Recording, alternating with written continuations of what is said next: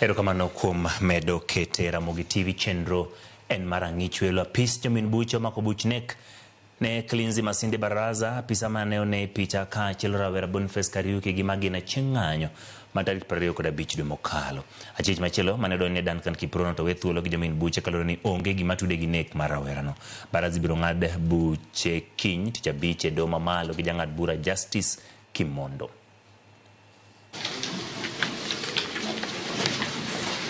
Orders to be granted that my client be released.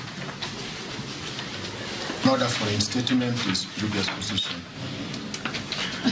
That's okay, sir. You're on our side. It's safe to say that we should disapply.